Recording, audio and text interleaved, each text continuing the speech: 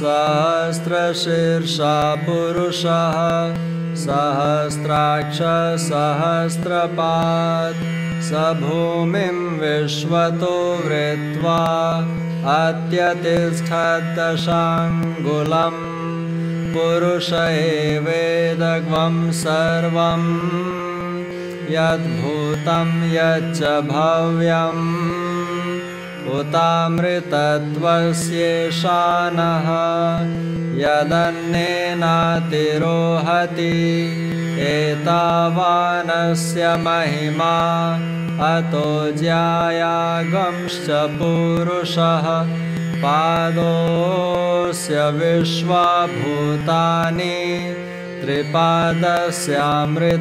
दिवि त्रिपादोर्ध्व उदैत्पुरुषः पादोऽस्येहा भवात् पुनः ततो विश्वं व्यक्रामत शासनानशने अभि तस्माद्विराड जायत विराजो अधिपुरुषः स जातो अत्यरिच्यत पश्चाद्भूमिमथो पुरः यत्पुरुषेण हविषा देवायज्ञमतन्वत वसन्तो अस्यासीदाज्यम् ग्रीष्म शरद्धविः सप्तास्यासन् परिधयः त्रिसप्तसमिधः कृता देवायद्यज्ञं तन्वाना अबध्नन् पुरुषं पशुं तं यज्ञं बर्हिषि प्रोक्षन् पुरुषं जातमग्रतः तेन देवायजन्त साध्या ऋषयश्च ये तस्माद्यज्ञात् सर्वहुतः संभृतं पृषदाज्यं पशुग्वंस्ताग्वंश्चक्रे वायव्यान् आरण्यान् ग्राम्यांश्च ये तस्माद्यज्ञात् सर्वहुतः ऋचसामानि जज्ञिरे छन्दाग्वंसि जज्ञिरे तस्मात् यजुस्तस्मादजायत तस्मादश्वाजायन्त ये केचोभयादतः गावो जज्ञिरे तस्माज्जाता अजावयः यत्पुरुषं व्यदधुः कतिधा व्यकल्पयन् मुखं किमस्य कौ बाहु कावूरुपादावुच्येते ब्राह्मणोऽस्य मुखमासीत् बाहुराजन्यकृतः ऊरु तदस्य यद्वैश्यः पद्भ्यागं शूद्रो अजायत चन्द्रमा मनसो जातः चक्षो सूर्यो अजायत मुखादिन्द्रश्चाग्निश्च प्राणाद्वायुरजायत नाभ्यासीदन्तरिक्षं शीर्ष्णोद्यौ समवर्तत पद्भ्यां भूमिर्दिशश्रोत्रात् तथा लोकाग्वम् अकल्पयन्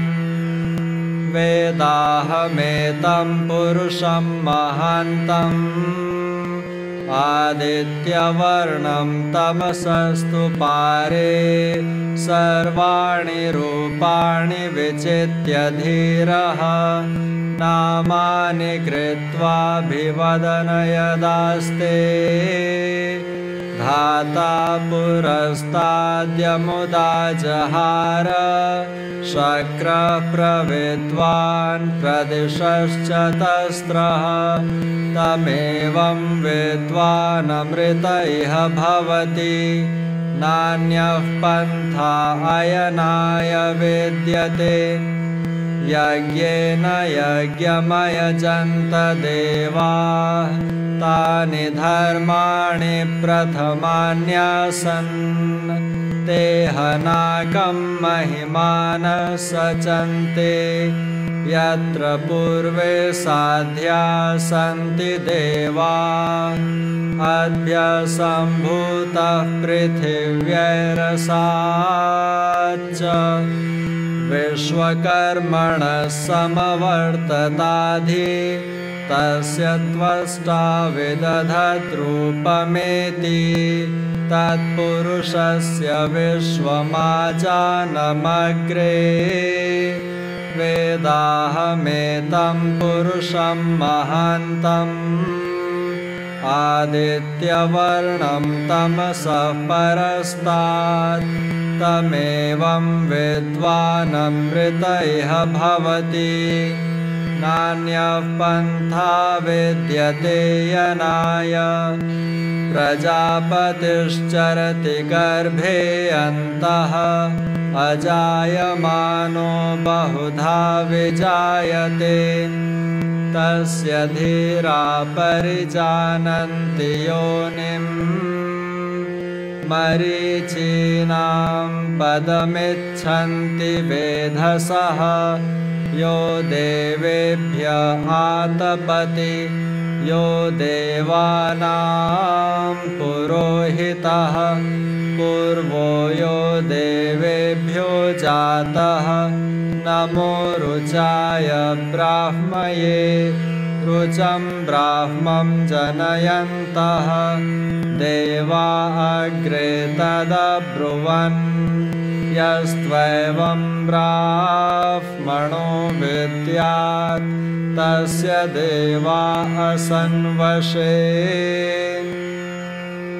ह्रिश्चते लक्ष्मीश्च पत्न्यो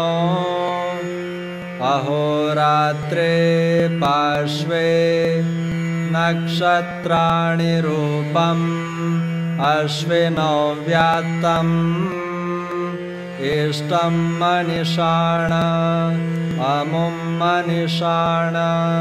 सर्वं मनिषाण